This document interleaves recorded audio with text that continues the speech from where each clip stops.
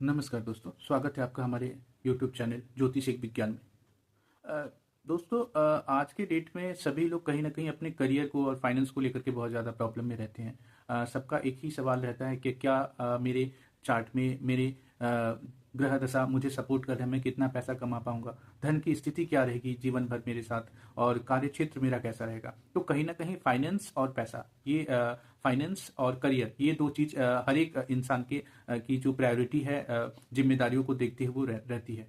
तो अक्सर हम बहुत कंफ्यूज रहते हैं कि हमें कौन सा काम करना चाहिए और कौन सा काम नहीं करना चाहिए, हमारा स्ट्रेंथ क्या है। मतलब भगवान ने ऑब्वियस सी बात है कि कुछ ना कुछ तो स्ट्रेंथ दे के भेजी है ना, सबको कोई ना कोई पावर तो दे रखा है। तो ये चीजें आप कैसे डिकोड कर सकते हैं इस चीज को, आज आज उसके बारे में बात करते हैं कि आप मतलब बहुत सारी मतलब ग्रह किसी के किसी हाउस में बैठे हैं, किसी की राशि में बैठे हैं, कोई उसे दृष्ट कर रहा है, किसी के साथ कंजक्शन में है, कोई किसी के साथ बैठे हैं, तो आपको ये सारी चीजें तो मतलब मिला पाना बहुत पॉसिबल नहीं हो पाता, बहुत मुश्किल होती है। आप इसको कैसे डिकोड करेंगे, कैसे जानेंगे इतनी सारी चीजें, ग्रहों की दृष्टि, ग्रहों की युति, ठीक है, मित्र राशि में या शत्रु राशि में आप कैसे इसको देख पाएंगे। तो आज उसके बारे में चर्चा करेंगे। आज करियर और फाइनेंस दो चीजों के बारे में विस्तार से चर्चा करेंगे। ठीक है।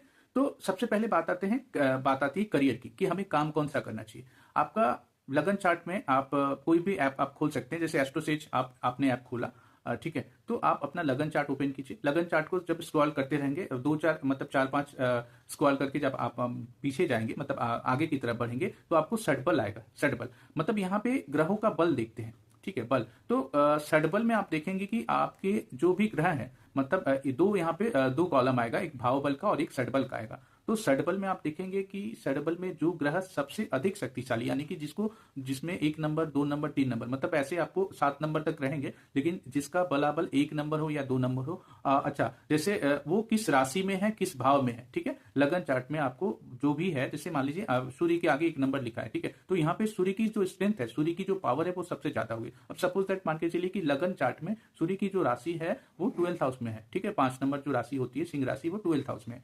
तो आप देखेंगे कि आपके जीवन में सबसे पहले तो ये इसका मतलब ये हुआ कि ये कहीं ना कहीं आपसे कह रहा है कि आप अपने घर से दूर जाओ, ठीक है।